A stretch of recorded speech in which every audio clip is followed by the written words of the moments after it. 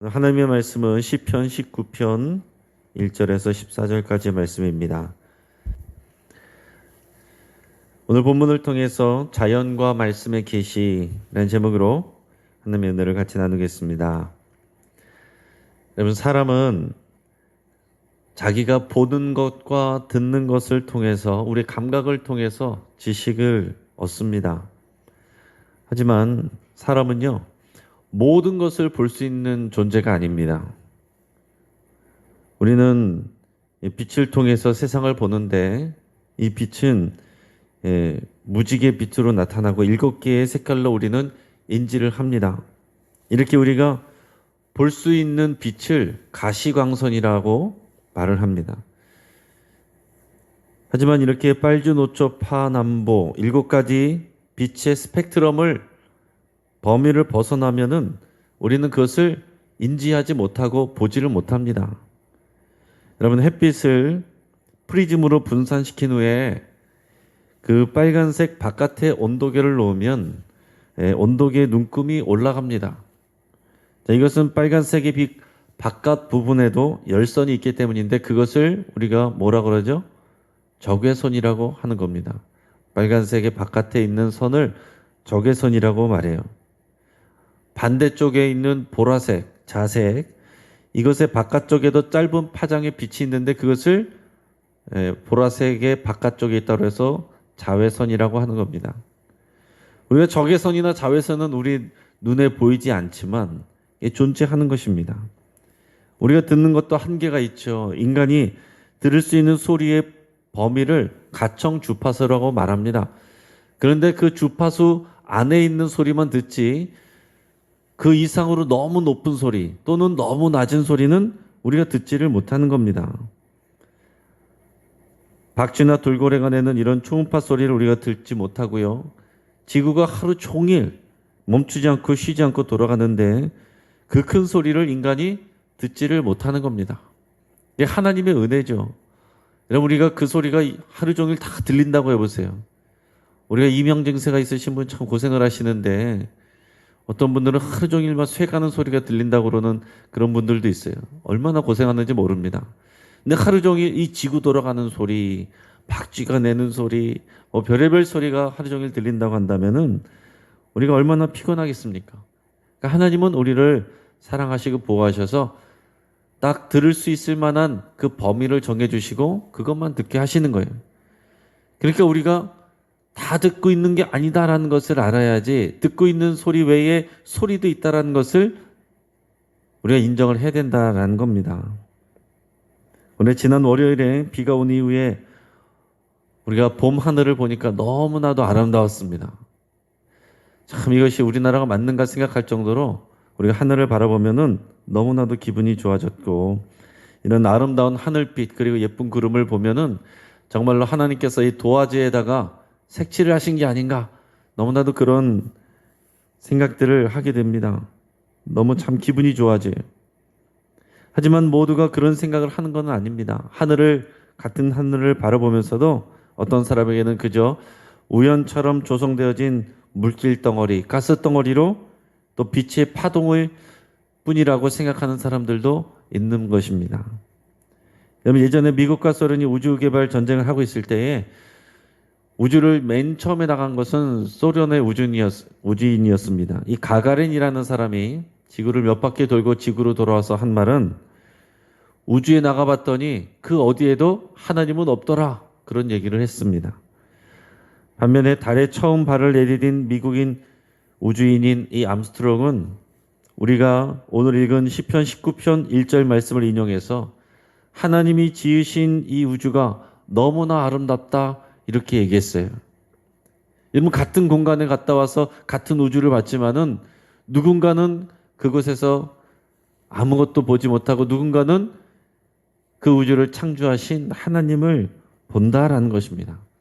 여러분, 이게 뭐가 다른 것일까요? 하나님은 우리가 보겠다라고 노력해서 보여지는 분이 아니에요. 여러분, 우리는 볼 수 있는 것이 한계가 있는데 우리 눈으로 하나님을 보여내라, 그 말하는 것 자체가 넌센스가 되는 것입니다. 우리가 성경을 많이 읽고 철저히 분석한다고 해서 하나님의 음성을 들을 수 있는 것도 아닙니다. 하나님은 하나님 자신을 드러내실지 아니면 감추실지를 스스로 정하는 분이세요. 우리가 하나님을 알려고 하면 하나님이 하나님 당신 스스로를 드러내 주셔야 됩니다. 그렇게 감춰진 것을 드러내 주시는 이런 행위를 계시라고 말하는 거예요. 하나님이 스스로를 계시해 주셔야 우리가 하나님을 알고 듣고 보고 할 수가 있는 것이에요. 하나님의 감추어진 것, 하나님의 속성은 기본적으로 감추어져 있는 것인데 그것을 신비라고 말하는 것이고 그것을 드러내 주신 것을 계시라고 말하는 거예요. 오늘 이 시간에 같은 설교를 들어도요, 그 말씀 가운데 하나님의 음성, 내게 주신 하나님의 음성을 그 계시를 듣는 분이 계시고 어떤 분은 듣지 못하는 분이 있는 겁니다.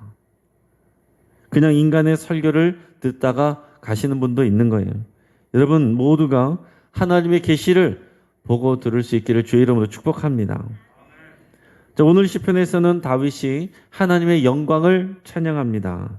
오늘 본문에서 하나님이 다윗을 비롯한 하나님의 모든 백성들에게 주시는 이 계시의 두 가지 통로가 있는데, 자, 첫째는 이 자연과 우주이고 또 하나는 말씀입니다. 그래서 이 자연과 우주를 통해서 주시는 계시를 일반 계시다 또는 자연 계시다 이렇게 얘기하고, 또 하나님은 말씀을 통해서 주시는 계시를 또 특별 계시 또는 말씀 계시 이렇게 얘기합니다. 자, 먼저 1절에서 6절까지는 이 자연 계시, 일반 계시에 대한 것을 다윗이 노래하고 있습니다. 우리 이것을 생각하면서 우리 1절에서 6절까지 말씀을 같이 읽겠습니다. 하늘이 하나님의 영광을 선포하고 궁창이 그의 손으로 하신 일을 나타내는도다. 날은 날에게 말하고 밤은 밤에게 지식을 전하니 언어도 없고 말씀도 없으며 들리는 소리도 없으나 그의 소리가 온 땅에 통하고 그의 말씀이 세상 끝까지 이르도다. 하나님이 해를 위하여 하늘의 장막을 베푸셨도다. 해는 그의 신방에서 나오는 신랑과 같고 그의 길을 달리기 기뻐하는 장사 같아서 하늘 이 끝에서 나와서 하늘 저 끝까지 운행하며 그의 열기에서 피할 자가 없도다. 아멘.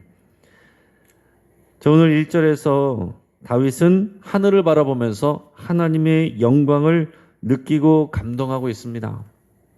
인간이 볼 수 있는 이런 제한적인 이미지만으로 하나님의 아름다운 영광을 느낄 수 있어요. 그 제한적인 이미지만으로도 우리는 하나님을 느낄 수 있다라는 것입니다. 여러분, 하늘과 궁창은 같은 의미인데요.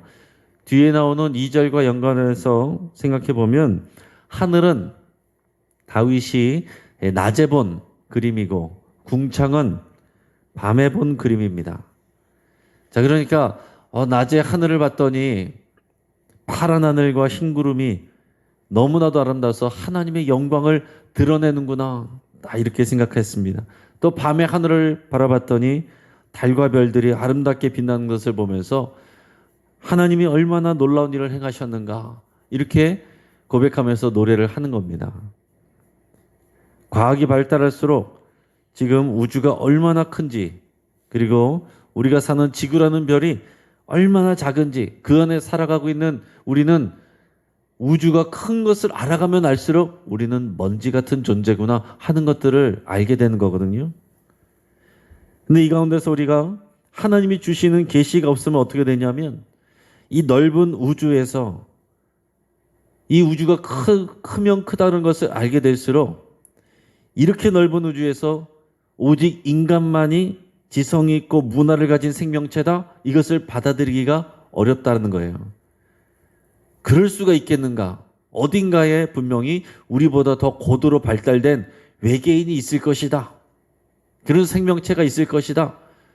사람들이 그렇게 생각하는 게 더 이성적이고 합리적이라고 생각을 하는 겁니다. 근데 과학이 더 발달해서 조금 더 멀리 가보고 또 가까운데 화성도 이 기계를 보내서 탐사선을 보내서 사진 찍어 보잖아요. 아무것도 없는 것입니다. 뭐 우리 이 태양계에 있는 목성이나 이런 데도 보면은 다 가스덩어리고 불덩어리고 생명체가 존재할 수 없는 그런 것들을 보게 되는 것입니다. 자, 이런 넓은 우주에서 어떻게 인간만이 이런 아름다운 자연과 바다와 또 우리가 살만한 공간에서 또 우리가 지성과 문화와 역사들을 만들어낼 수 있겠는가? 이런 것들 생각하면 정말 놀라운 일인 것입니다. 자, 그러면 하나님의 계시가 없으면은 그럴 수가 없으니 어딘가에 외계인이 있을 거야 라고 생각을 하는 사람들이 있게 되는 것이고, 반대로 하나님의 계시가 있으면 어떻게 됩니까? 과학을 통해서 이 우주가 이렇게 넓은 것을 알면 알아갈수록 이 작은 지구라는 별 안에 우리들을 만드신 하나님이 이 넓은 우주를 만드셨구나. 그 가운데 오직 우리를 위해서 하나님께서 이런 놀라운 일들을 행하셨구나.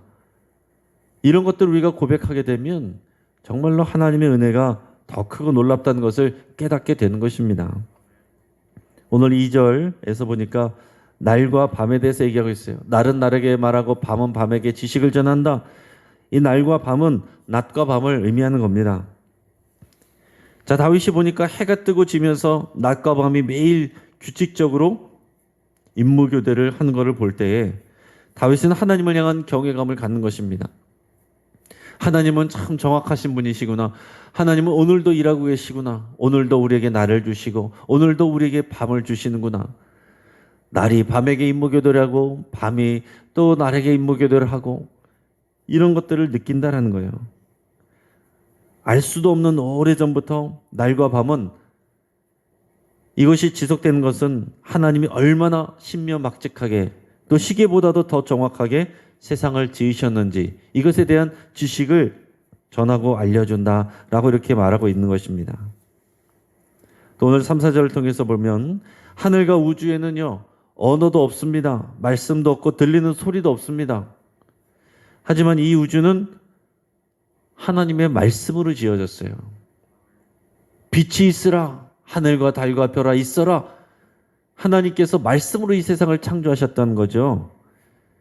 이 하나님의 말씀의 계시가 믿음으로 와 닿아서 하늘을 바라보고 우주를 바라보면 이 땅에는 말씀도 없는 것 같고 소리도 없는 것 같지만 이 우주와 하늘에는 하나님의 말씀이 담겨 있는 것입니다. 그러니까 이 하늘과 우주를 바라보면서 하나님의 음성이 들리는 거예요. 그 하나님의 음성을 이 적막한 우주 가운데서 공간 가운데서 침묵 가운데서 들을 수 있는 이것이 자연을 통한 하나님의 계시입니다.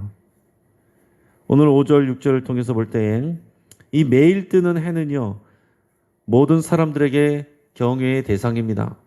이건 모든 사람들이 매일같이 떠오르는 이 불덩어리를 보면서 해를 바라보면서 다 그런 놀라움과 경외감을 갖습니다. 자, 그런데 이 하나님의 계시가 없는 사람은 매일 떠오르는 태양을 바라보면서 그 태양을 신으로 생각하고 그 앞에 절을 합니다. 그 앞에 소원을 빕니다. 하지만 하나님을 아는 이 다윗은 해를 바라보면서 뭘로 봅니까?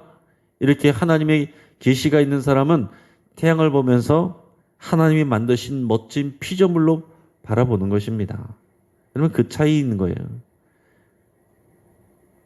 4절에서 하나님은 해를 위해서 하늘 장막을 세워주셨다 그랬습니다. 그러니까 이렇게 시로 표현한 것이죠. 이 하늘은 하나님이 저 해를 위해서 쳐놓은 이 텐트이다. 그리고 그 장막은 신혼방이다. 그리고 이 해는 그 신혼방에서 갓 나온 신랑과 같다. 이렇게 표현하는 거죠. 여러분 얼마나 멋진 표현입니까? 자, 이 하늘에서 태양이 솟아오르는 것을 보면서 하나님께서 이 하늘이라는 텐트를 만들어 놓으셨고 그 안에서 자고 나온 이 신랑과 같은 이 해가 벌건 표정으로 이렇게 나오는다는 그런 표현을 하고 있는 거예요. 그리고 이 태양은 동쪽에서 서쪽으로 매일 달리기를 하는 장사와 같다. 운동선수와 같다. 이렇게 표현을 하는 것입니다. 매일같이 하나님이 정해놓은 그 길을 따라서 이 해가 달려가고 있구나. 이렇게 고백을 하고 있는 것입니다. 자, 이처럼 같은 해를 봐도요. 누군가는 우상을 보고 누군가는 하나님을 보는 것입니다. 자, 오늘 이어서 7절부터 마지막 절까지는 이 말씀의 계시에 대해서 말씀해 주고 있습니다. 오늘 7절에서 먼저 11절까지 말씀을 같이 읽겠습니다. 자, 시작. 여호와의 율법은 완전하여 영혼을 소성시키시며 여호와의 증거는 확실하여 우둔한 자를 지혜롭게 하며 여호와의 교훈은 정직하여 마음을 기쁘게 하고 여호와의 계명은 순결하여 눈을 밝게 하시도다. 여호와를 경외하는 도는 정결하여 영혼까지 이루고 여호와의 법도 진실하여 다 의로우니 금 곧 많은 순금보다 더 사모할 것이며 꿀과 송이꿀보다 더 달도다. 또 주의 종이 이것으로 경고를 받고 이것을 지킴으로 상이 크니이다. 아멘. 자, 하나님의 말씀인 이 율법을 오늘 이 가운데서 다양하게 표현하고 있습니다. 증거, 교훈, 계명, 도, 법 표현은 다르지만 다 이 하나님의 말씀 율법을 가리키는 것입니다. 자, 하나님은 출애굽한 이스라엘 백성들에게 말씀, 곧 율법을 주셨습니다. 이 말씀 안에는 뭐가 들어있느냐? 이 율법 말씀 안에는 하나님의 마음이 들어있고요. 하나님의 비전이 들어있고 하나님의 정신이 담겨 있습니다. 한마디로 이것을 통합해서 말하면은 하나님의 스피릿, 하나님의 그 정신이, 하나님의 스피릿이 그 안에 담겨 있다는 거예요. 그래서 이 말씀을 중심으로 언약 관계를 맺었어요. 그래서 창조주 하나님을 찬양할 때는 1절에서 6절까지에서는 하나님이라는 표현을 씁니다. 성경의 원어로 보면은 엘이라고만 돼 있어요. 엘이 하나님이에요. 자, 그리고 오늘 이 말씀을 주신 하나님에 대해서 그 언약 관계에 있는 하나님에 대해서 표현할 때는 6절에서부터는 여호와 하나님을 말하고 있어요. 이게 차이가 있는 것입니다. 자, 하나님을 보다 정확하게 알려주시는 계시는요, 말씀의 계시입니다. 우리가 자연을 통해서도 하나님을 느끼지만은 이것을 더 분명하게 가시적으로 보여주시는 것이 하나님의 말씀이에요. 하나님의 말씀 속에는 무엇을 해야 되는지, 무엇을 하지 말아야 되는지 이런 것들이 다 적혀 있는데 그것은 하나님이 뭘 원하시고 무엇을 싫어하시는지 이런 하나님의 마음과 하나님의 철학과 하나님의 능력이 다 들어 있습니다. 그래서 이 말씀을 사랑하고 이 말씀을 듣고 이 말씀을 지키는 자에게는 하나님의 은혜와 하나님의 능력이 전달되는 것이에요. 하나님의 말씀은 어떤 능력이 있습니까? 오늘 말씀에 고백한 것처럼 하나님의 말씀은 완전합니다. 또 영혼을 소성시킵니다. 우둔한 자를 지혜롭게 합니다. 그 말씀을 따르고 순종하는 자를 기쁘게 합니다. 무지한 인간의 눈을 밝게 합니다. 주의 말씀은 정결하여 변하지 않고 영원합니다. 주의 말씀은 진실하며 다 의롭습니다. 여러분, 이러한 말씀들의 특징은 뭐냐면 결국 여호와 하나님의 특징이에요. 그러니까 말씀에 통해서 하나님의 그 특징이, 그 성품이 다 들어있고 그 말씀을 사랑하고 그 말씀을 마음에 받는 사람은 여호와 하나님을 받는 것입니다. 그분의 성품과 그분의 능력과 그분의 영광과 그분의 여러 가지 은혜들을 다 받게 되는 거예요. 그래서 다윗은 하나님의 말씀이 많은 금보다 더 귀하고 송이꿀보다 더 달고 좋다라고 이렇게 표현을 하는 것입니다. 여러분, 이것이 정말 우리의 고백이 되어야 되는 줄을 믿습니다. 여러분, 금을 찾기 위해서, 금을 얻기 위해서 사람들은 많은 지식을 배우지만은 그러나 하나님의 말씀을 더 귀하게 여기는 분들은 지식은 적을지라도 지혜가 있어요. 여러분, 정말 그렇습니다. 공부 많이 한 사람들이 세상에서 방황하고 하나님을 알지 못하고 그러다가 자기 스스로 멸망한 사람들이 얼마나 많습니까? 그러나 배운 것 없어도 학교 끈은 짧아도 말씀을 통해서 정말 인생을 지혜롭게 살고 많은 사람들을 살려내는 그런 믿음의 어머니들이, 믿음의 성도들이 얼마나 많이 있습니까? 오늘 하나님의 말씀으로 다윗은 때로 잘못된 길을 가지 않도록 경고들을 받는다 그랬습니다. 무엇이 죄인지를 알려주시기 때문에 주의 말씀을 들으면 당연히 하나님이 싫어하시고 하나님이 벌 주시는 그런 길로 가지 않게 되는 거예요. 또 그 길로 따라갔을 때 하나님이 알려주신 말씀의 길로 따라갔을 때 상을 받게 되는 것입니다.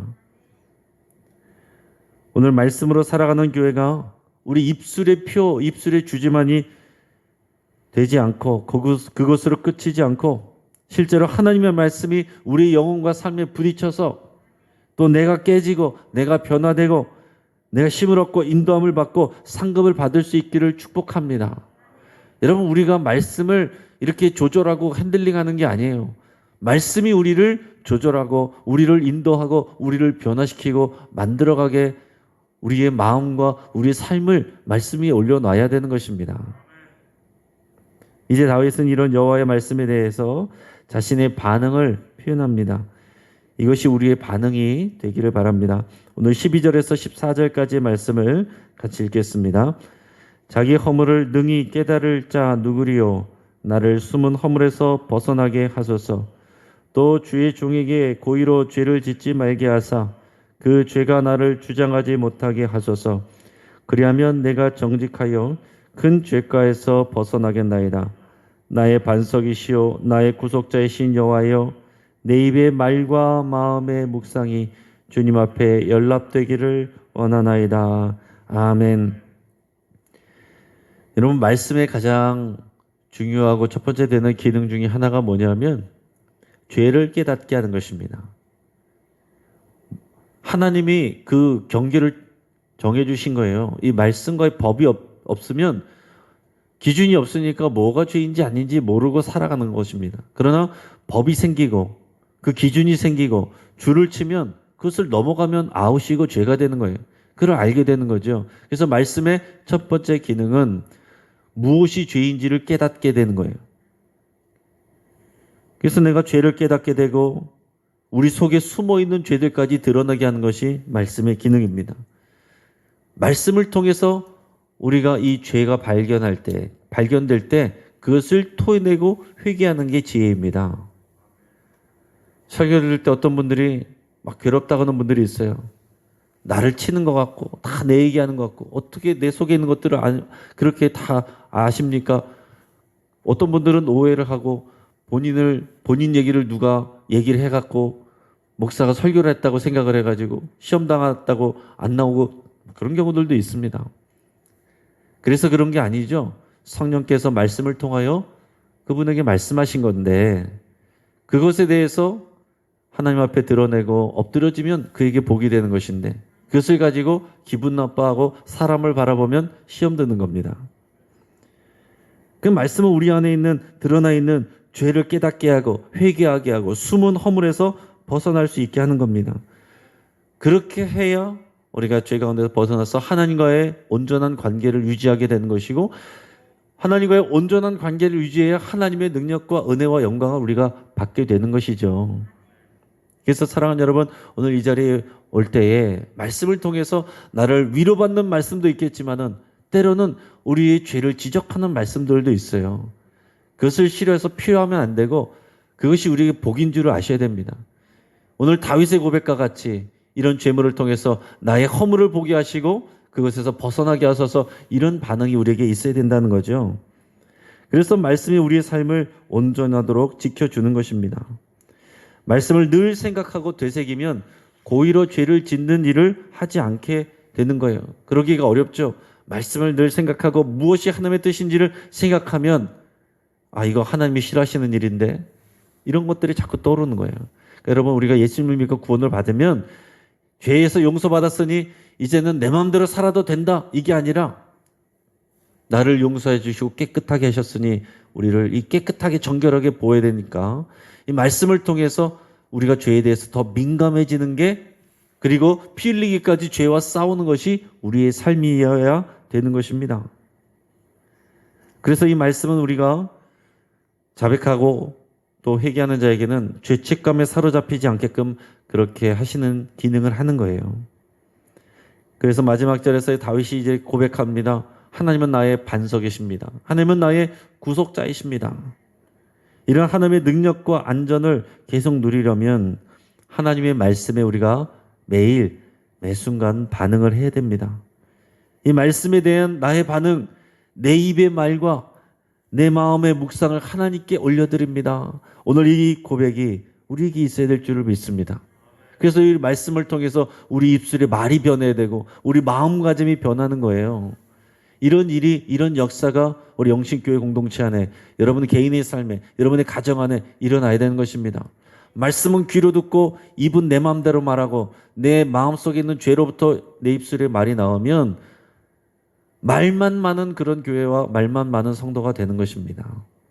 오늘 이 말씀을 생명의 말씀으로 받고 그 말씀을 통해서 또 이 자연을 통해서 살아계신 하나님을 만나는 저 여러분 되기를 주의 이름으로 축복합니다. 같이 한번 기도하겠습니다.